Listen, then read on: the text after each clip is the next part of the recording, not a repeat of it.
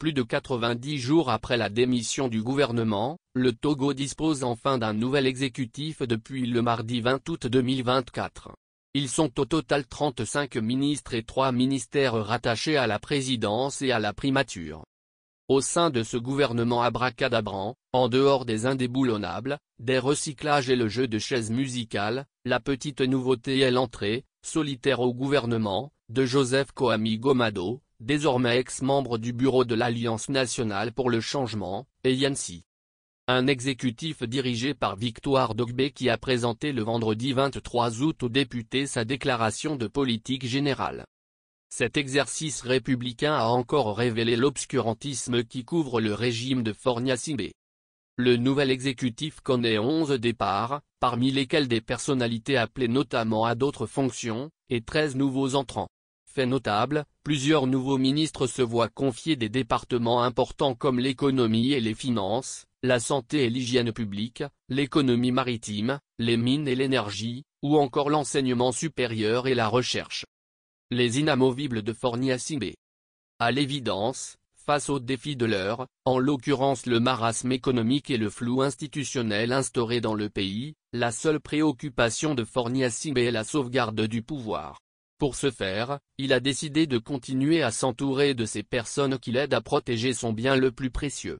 Elles sont systématiquement présentes au gouvernement depuis près de 20 ans, malgré leur incapacité notoire à répondre aux besoins les plus élémentaires des populations. À commencer par la chef du gouvernement, nommée pour la première en 2008 et qui depuis a été systématiquement reconduite jusqu'à sa nomination à la primature en 2020. Nous y reviendrons.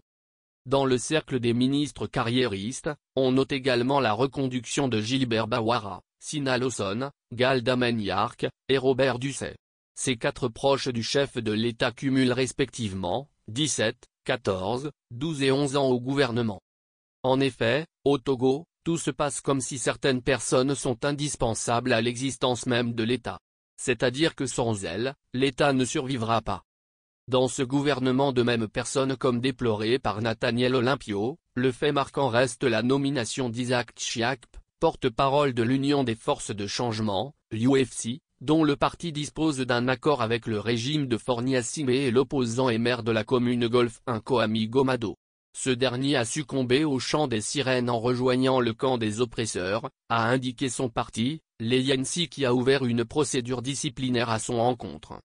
Rien de nouveau sous le soleil. Que peut-on attendre d'un tel gouvernement? On ne peut rien espérer de nouvelles perspectives en recyclant depuis 18 ans les mêmes personnes et les mêmes politiques publiques, répond Nathaniel Olympio. Pour lui le profil des ministres montre clairement que l'objectif principal de cette équipe est de rendre opérationnel le coup d'État constitutionnel de mai dernier. De toute évidence, ce régime est à bout de souffle. Et ce n'est pas la politique générale présentée par la première ministre Victoire Toméga Dogbe qui va rassurer les plus sceptiques éreintés par les incohérences et l'absence d'une vision claire de son gouvernement. En effet, la native de Badugbe a présenté devant l'Assemblée nationale, vendredi, 23 août 2024, les prétendues grandes priorités de son gouvernement. Mais cet exercice de style s'est transformé en un sandwich indigeste. Au cours de sa prise de parole, la chef du gouvernement a longuement vanté le bilan de son équipe depuis 2020. Un annuaire de chiffres à la sauce de la gouvernance hors sol de Fornia Singbe et sa petite minorité.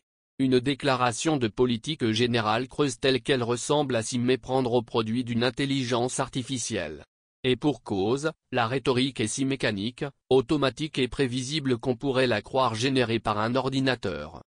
Selon Victoire Dogbe, la feuille de route gouvernementale 2025 adoptée par son équipe en 2020, après 75% de délai d'exécution, des avancées significatives ont été observées.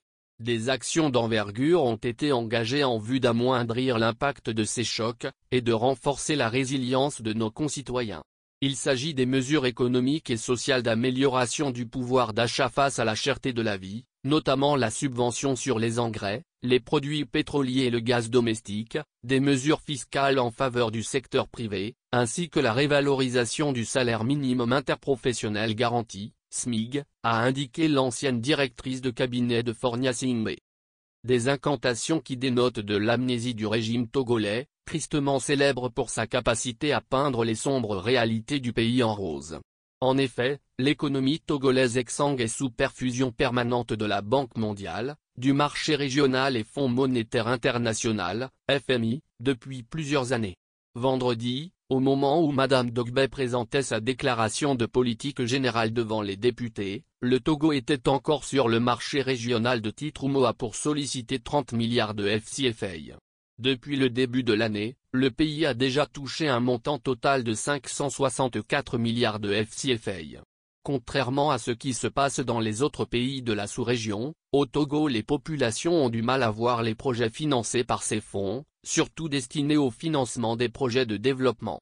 Le Togo continue de rencontrer des difficultés, dont un accès restreint au financement à la suite du resserrement de la politique monétaire des pays avancés, des problèmes d'insécurité persistants à la frontière nord, et une insécurité alimentaire durable et aggravée par le changement climatique, a fait savoir Kenji Okamura, directeur général adjoint du FMI en mars 2024, confirmant les difficultés de l'économie togolaise, lors de l'annonce d'un accord permettant au Togo de bénéficier d'un financement de 390 millions de dollars environ.